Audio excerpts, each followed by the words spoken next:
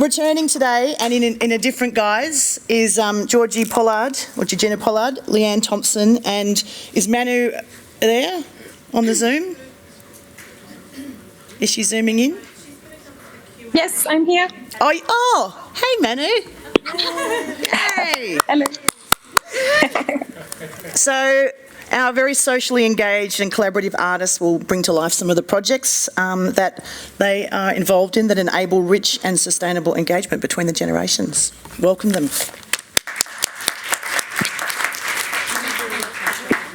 I don't know. Okay. Hey Manu. Hello, everyone. Can you see us? Can you see us?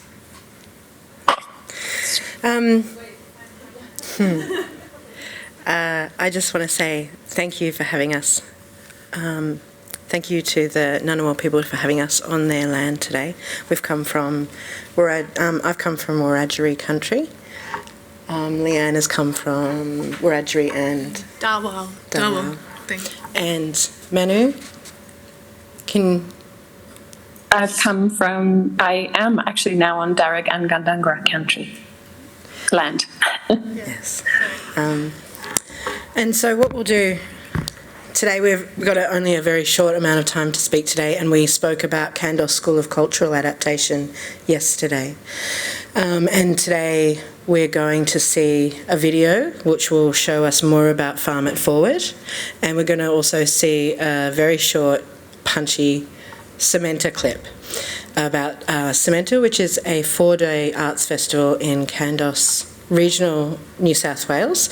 Kandos is a very small town of around 1,000 people. It was a cement town, and 10 years ago, I've actually switched everything up on Leanne, so she didn't know I thought, I'm going to do this a different way. And so we arrived there 10 years ago, 3 of us, Anne Finnegan, an academic, Alex and I, artists from Sydney, and we moved out to Kandos, a regional town, and we put on this festival, which was a very strange thing to happen in a small regional town. Right. And so in terms of intergenerational, it was very deliberate in the beginning, and I just want to say this bit now, which is it was very deliberate in the beginning that we were drawing on artists from many different parts of the art scene in Sydney, our friends that we knew that had been older and younger people, and I think that you'll see in the video. Sorry, thank you. So, yeah. Yeah.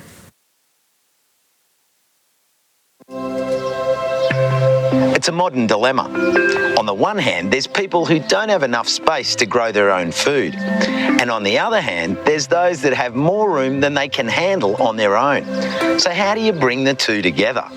Well, in the Blue Mountains, there's a program called Farm It Forward that aims to do just that. Farm It Forward is a social enterprise, and the way it works is that young people are employed on a part-time basis to grow food on people's private unused land. You may remember Manu from a very powerful story we did recently that struck a chord with GA viewers. A few months back, Costa, you came to my garden and I told a very personal story about how I got out of anxiety and postnatal depression through gardening and through growing my own food. Manu channeled that very moving experience into an innovative project in the Blue Mountains called Farm It Forward. In exchange for the use of their land, the residents receive a weekly box of vegetables that are grown on all of our plots. And the produce is sold to the local food cooperative and local cafes and restaurants. What other benefits do you see coming out of the project other than the fresh produce? What it aims to do is reconnect people. There's a big risk in the Blue Mountains of social isolation. There were older people with land who felt socially isolated because of the larger blocks out here. There were younger people who were super environmentally conscious and environmentally minded that wanted to grow food but didn't have land and didn't have money to buy land. And so the Farm It Forward is aiming to tackle the issues that were allowing these patterns to happen. Oh, what are you planting? Beets. Red beets. Yum. Yeah. I might roast a few of them. One of the Farm It Forward participants is retired nurse Sylvia May. She's been living on her 2-hectare property for 40 years. Tell me a little bit about this plot. How did it all begin? Well, when I came here 40 years ago, it was a derelict tennis court covered in scrub. And I enjoyed very heavy gardening, and so I broke down the scrub with my bare hands. So did you have a goal to do something with this space? It's not that I wanted to play tennis, but I wanted to restore it as a cleared area. And I did have a fantasy that when I retired, it would be suitable to be a vegetable garden. So really this was the goal, but I hadn't imagined there could be people I could hand over to do it. That's when the Farm It Forward crew stepped in and turned Sylvia's old and overgrown tennis court into a mini market garden. Jack's the gardener in charge. What sort of benefits are you getting out of it personally as the farmer managing a plot? Oh, definitely a deeper understanding of crop rotation and how to actually sow seeds and grow a crop effectively. It's really satisfying to me to be able to pass on knowledge to volunteers and also to learn myself, you know, like it's really great coming together of community and exchange of knowledge. There are benefits for both sides of the arrangement, the farmers and the landowners, and it goes way beyond just growing produce. I feel so happy, so fed. It's not only being fed with food, I'm being fed with something social as well. And I was thinking all the way along here to do peas, like just put a row of... This way, I'm still in the world. That's how I want to live. But I don't want to have to do all that heavy work. That's why I call it cooperative.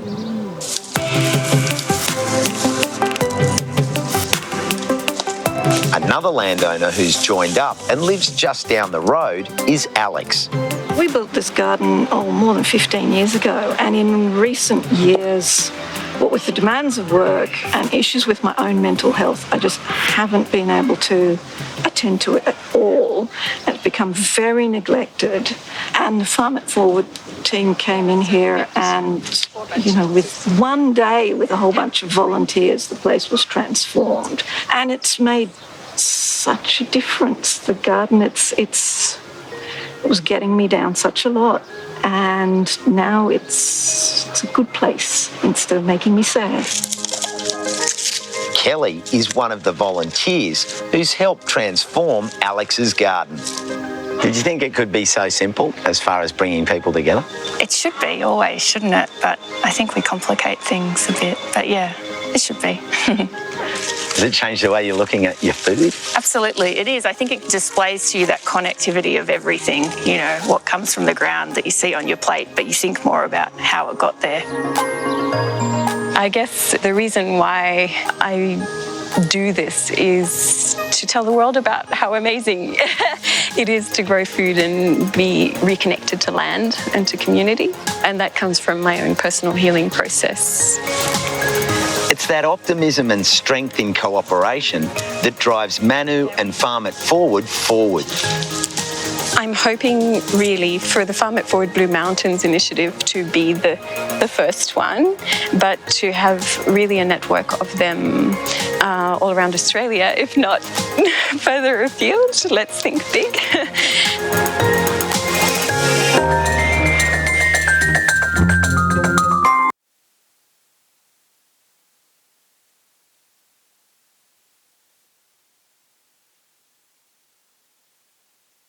video about Cementa.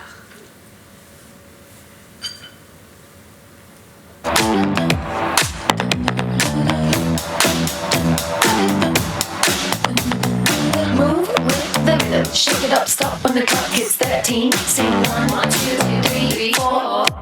Cause no one can do it like we do it, like we do it, like we do it. Cause no one can do it like we do it, like we do it, like we do it. Cause no one can do it like we do it, like we do it, like we do it. Cause no one can do it like we do it, like we do it, like we do it.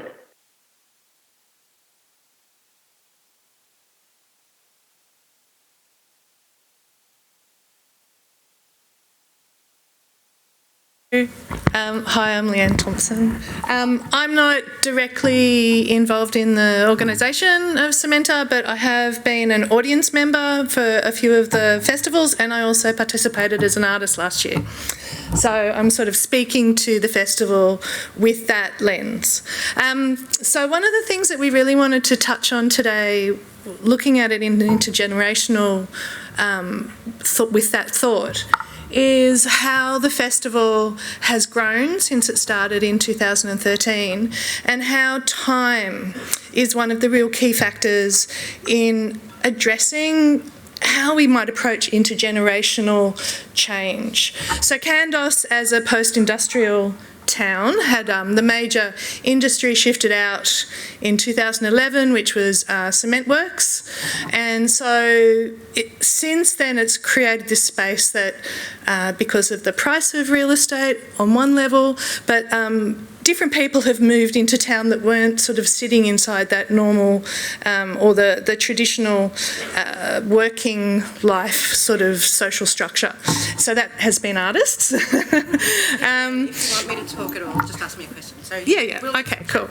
And so over time, I think what's happened is the original festivals, there was a lot of tension about how artists might move in and how they would appear within the community. There was never a sense of there's a not a festival in the way that, oh, okay, we're doing this for 4 days, there's funding that comes in, it comes, we sort of deliver something that sits down, and you come along as an audience. What it has always been, it started off with 40 artists that were invited to come and do a residency in the town. And those artists then had to find an intersection that spoke both to them, but also to include the whole township, so the community.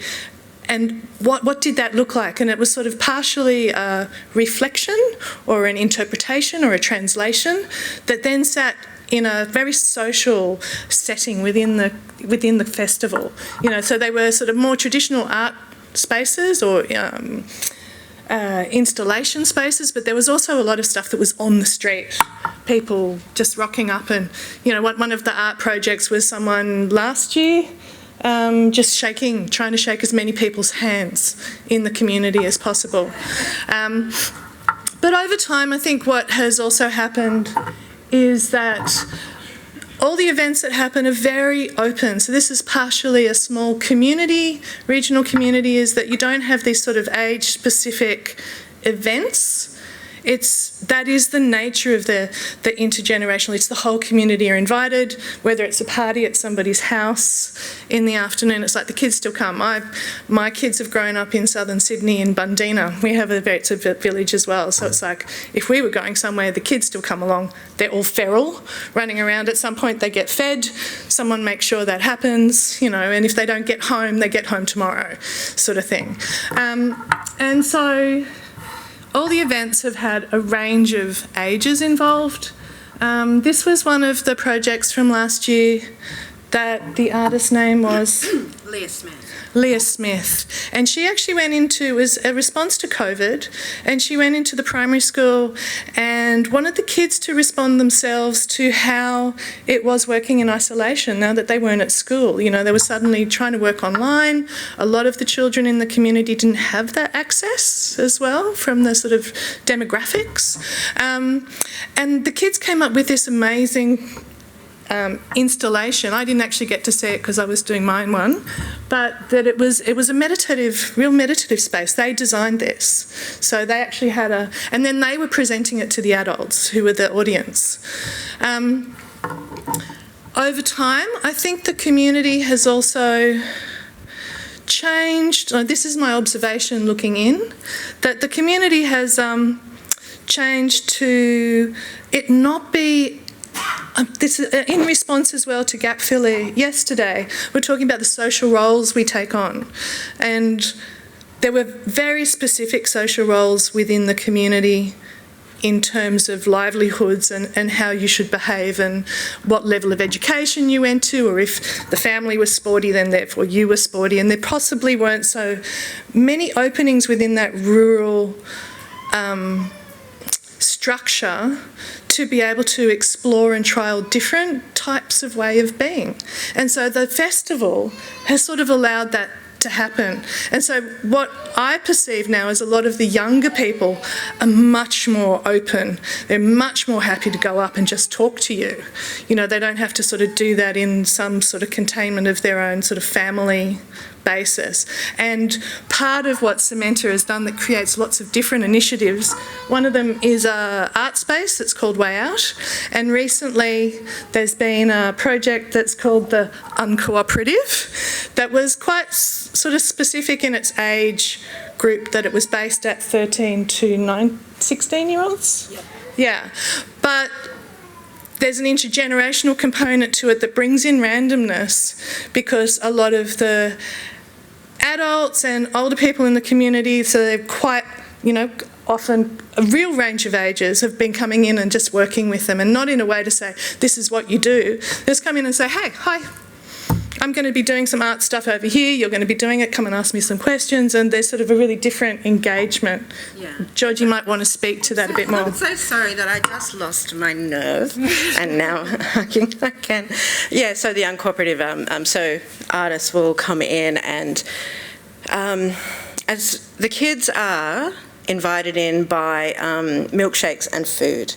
They're not invited in to do art projects, but the art projects are there for them to do. And they're incredibly experienced artists that come in and provide workshops, and they sort of get seduced into doing the artworks. And then not only that, they're given a lot of range of what they can do as well, and just helped, as opposed to adults coming in saying, oh, look, you have a problem and I'd like to solve that problem for you. It's more a matter of let's have an open space and we can work it out together and just support you and what is your vision.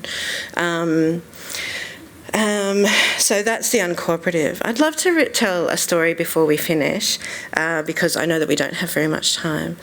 But so we had the very first festival, and you saw like this kid who, he was doing that thing down the street.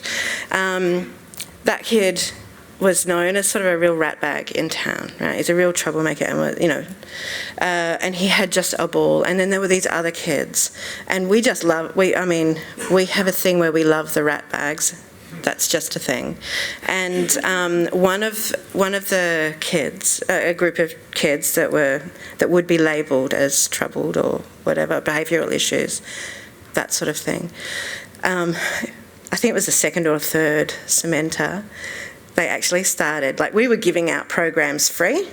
They started selling programs and selling art tours, right? It was fantastic. We just thought that was the best thing ever. So really, it's really like just providing an open space and then allowing those things to happen and not shutting them down is a really important part. And yeah, a lot of what we do is not about controlling what people are doing. It is actually about just allowing a space for all sorts of things to happen over a 4-day period. Everything gets, so thank you.